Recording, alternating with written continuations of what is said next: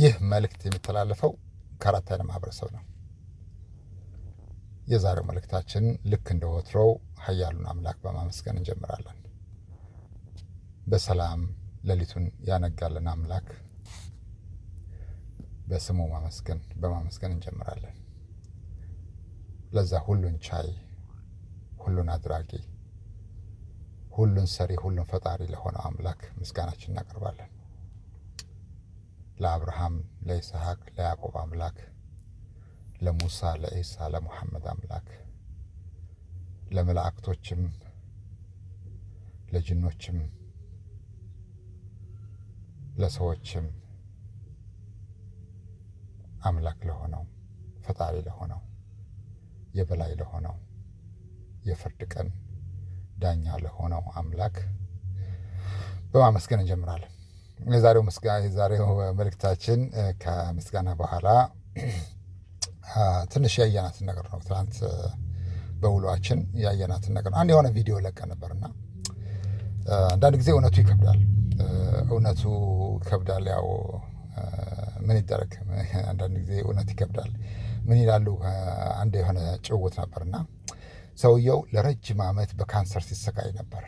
ማለት በካንሰር ወይ የካንሰር ታማሚ ነው ወይ የሆነ በሽታ ነበረበት እንበል እና ከዕለታት አንድ ቀን የሆነች ነገር ጤናው ላይ አሳሳቢ የሆነችበትና ሐኪም ቤት ሄደ። ሐኪም ቤት ሲሄድ እግር መንገዱን ያው አንዳንድ ምርመራ ማድረግ አለብህ፣ የሽንት የደም የምናምን ምርመራ ማድረግ አለብህ ብሎ ዶክተሩ ምርመራ ሲያደርግ መርዶ ይነግረዋል፣ ያረደዋል። የመጣበት ጉዳይ ሳይሆን ሌላ ነገር እንዳገኘ ሰውነት ውስጥ ይነግረዋል። እንግዲህ ያ በሽታ ከሱ ጋር ለብዙ ጊዜ ነበረ ማለት ነው። ለብዙ ጊዜ ነበርና መፍጹም አላወቀም።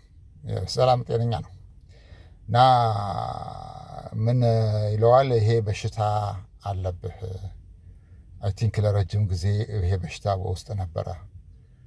በጊዜ ብትመጣ ኖሮ በእውነቱ አንዳንድ ሕክምናዎች እናደርግልህ ነበር እና አሁን እንደሚያሳየን የላቦራቶሪ ውጤት ለረጅም ጊዜ እንደኖረብህና እንደዚህ ይለዋል። ሰውየው ያንን ከነገረበት ሰዓት ጀምሮ በሽተኛ ሆነ።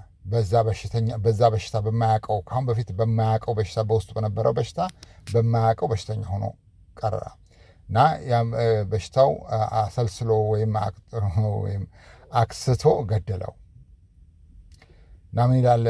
ከሞት በፊት አይውሽ ወደ ሐኪም ቤት ባልሄድኩና ባልነገረኝ ዶክተሩ ባልነገረኝ ከነ በሽታ ብንቀመጥ ኖሮ እኮ እስካሁንም ስለማላውቀው አብሮኝ ይኖር ነበር። ማለት አንዳንድ ጊዜ እውነቱን ሲነገረን ልክ ያ በሽታ ልክ እንደተነገረን ያክል ህመሙ ይብስብናል። ከዛ በፊት ያለው ምናልባች አብረን ስለነበር ነው ላይታወቀን ይችላል። ግን ከተነገረን በኋላ እውነቱ ያኔ ከህመሙ ከበሽታው በላይ ሀሳቡ ይገለናል። It means sometimes people they avoid the truth because they can't handle. They don't want to know the truth. They wish to live with it before they know it. So sometimes people they try to close or to avoid or to get away from the truth because they know the truth is very painful. እና በዛ ምክንያት መሰለን ያው አንዳንድ ጊዜ አንዳንድ ነገሮች እኛ ያው ከኋላ ኪሳችን አመት የምናገረው ነገር የለም። ሁሉም ነገር በፈጣሪ ፍቃድ የሚሆን ነገር ነው እና ትላንት ባስቀመጥናት ቪዲዮ ይሁን በሌላ ነገር ብቻ ሲከታተሉ ነበር። እነዛ አንደርከቨር ኤጀንቶች ናቸው ምንድን ነው የሚባሉት? ደብል ኤጀንት ይሁን ዴቪል ኤጀንት ይሁን ምንነታቸው አልታወቁ፣ ግን ያው ጌት ኪፐሮች ሲከታተሉ ነበር አንዳንድ ቦታዎች። እንዳውም አንደኛው በስተመጨረሻ ትዝ ይለናል ዝናብ ነገር ነበርና የሆነ ቦታ ፓርክ ልናደርግ ስንል ፓርኩን በሰፊው ይዞታል። ከዛ ወጥተን ደግሞ ሌላ ቦታ ፓርክ ልናደርግ ስፓታችንን ወዳውኑ ቀማን።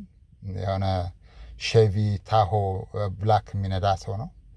አንደርከቨር ኤጀንት መሆኑ እንዲሁ ያስታውቃል። ውስጥ እናየው ግን ያው የዚህን ያክል ናቸው ለማለት ነው። ትላንትና ትንሽ እንደ ሰርገኛ መኪና ሲከታተሉን ነበረ። እንግዲህ እችነች አሜሪካ። አንዳንድ ጊዜ ትንሽ ይከብዳል። እዚህ ባንሆን ኖሮና እኛ በአይናችን ባናየው ኑሮ ሰው ቢነግረን አናምንም ነበር። ግን አንዳንድ ጊዜ አምላክ የፈርዖንን ታሪክ ያስታውሰናል። ፈርዖን ሙሴ ከመምጣቱ በፊት ሁሉ ነገር ሰላም ነበር። ያ ማለት ልክ በሽታው አንድ ሰው ውስጥ እንዳለበት ማለት ነው። ሙሴ ከመምጣቱ በፊት ሁሉ ነገር ሰላም ነበረ። የእስራኤል ሕዝቦችን ለረጅም ዓመታት ያው በባርነት ከእግሩ ስር ሲያስተዳድራቸው ሁሉ ነገር ሰላም ነበር። ግን ሙሴ ከመጣ በኋላ ግን አንድ ባንድ ያ የሚመካበት የሚያምንበት የሚሰግድለትም ሆነ ጣዖቶቹ አንድ ባንድ አምላክ በማቅሰፍት ጣላቸው። እሱንም በስተመጨረሻ ከነ ግብረ አበሮቹ ቀይ ባህር ውስጥ ነው መቃብራቸውን ያደረገው። አንዳንድ ጊዜ ለረጅም ጊዜ ሲቆይ አንድ ነገር አብሮ በቃ ልክ ምንም ነገር እንዳልተፈጠረ ይመስላልና ግን አንድ ወቅት የሆነ ነገር ሲመጣ ከዛ ወዲያውኑ አክሰለሬት ያደርጋል ውድቀቱ ማለት ነው። ውድቀቱ አክሰለሬት ያደርጋል። ያው ምክርም አይሰሙም። አንዳንድ ጊዜ እኛ ያልናቸው እችን ሀገር ውድቀቷን ታፋጥኑታላችሁ፣ ሌላ ምንም እንታረጉት ነገር የለም። በእውነቱ በፈጣሪ ስም እንምላለን። ግን የሀገሪቱን ውድቀት በጣም ነው የምታፋጥኑት። እሱን ደግሞ አይዟችሁ፣ ብቻችሁን አትደክሙም፣ እኛ ፈጣሪ በሰጠን ችሎታ እናግዛችኋልን አላቸው። እናግዛችኋለን ማለት አላማቸው ያ ከሆነ ማለት ነው። ሀገሪቱን ውድቀቷን ማፋጠር ከሆነ አላማቸው መውደቁ አይቀርም፣ ሳይታለም የተፈታ ነው። ምክንያቱም በዚህ የኛ ኢቭን እንትናችን ግምታችን ወይም አመለካከታችን እንዴት በዚህ ጭንቅላት ይህን ያህል ጊዜ ቆየ ነው እንጂ እኛ ከመጣን በኋላ እንኳን ካየናቸው ብዙ ነገሮች በእርግጥ ሰርተናል። ፈጣሪ የተመሰገነ ይሁን። አምላክ በሰጠን ችሎታ አምላክ በሰጠን አንዳንድ ነገሮችን ለማስተማር ሞከርን። ከማስተማር በኋላ ደግሞ በማስተማር አደረግነው። ትንሽ ያው አንዳንድ ነገሮችን በማድረግ አንዳንድ ነገሮችን ከስራቸው በመቀማት አንዳንድ ነገሮችን በማስወገድ አንዳንድ ነገሮች ላይ ማውረድ ማስወገድም እንደዛ አድርገን ያው ግን ያም ሆነውም አልተማሩም። ያው ግን አይውሽ ነገሮች ሰይፉ ደረሰኝ አሁን እንግዲህ እዚሁ አካባቢ ያለው መሰለኝ የእኛ ኢንቪዚብል ፎርሶች 24/7 ስለሚሰሩ ሁሌም መልእክት ያቀብሉናልና እነዚህ ጌት ኪፐሮች ወይም አንደር ከቨር ኤጀንቶች እንበላቸው ምንድን ነበር ያሉት ደብል ኤጀንት ይሁን ዴቭል ኤጀንት ማንነታቸው ማይታወቁ ግን እዚህ አካባቢ ሲመጡ እኛን ለማየት ለመጎብኘት ለመመልከት ሲመጡ ይነግሩናል። እኛ እናስከፍላቸውም። እኛን ለማየት ሲመጡ አናስከፍላቸውም። ግን አምላክ ግን እያንዳንዷን ሂሳብ ያስከፍላቸዋል ብለን እንገምታለን።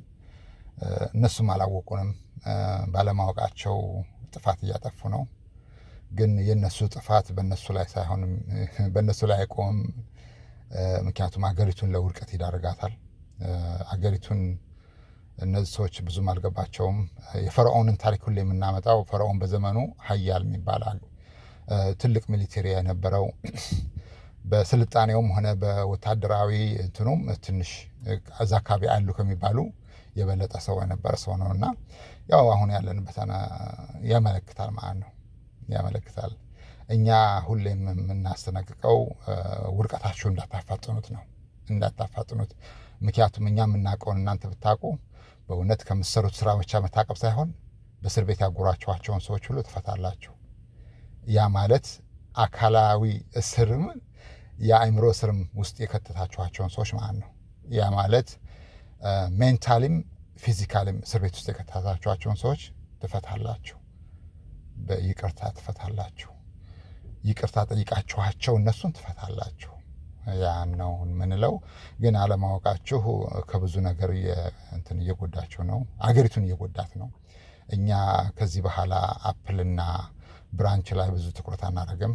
the whole tree or the whole farm ነው we are coming after you so አንድ ባንድ እንግዲህ አሪፍ አይቸኩልም ይላል።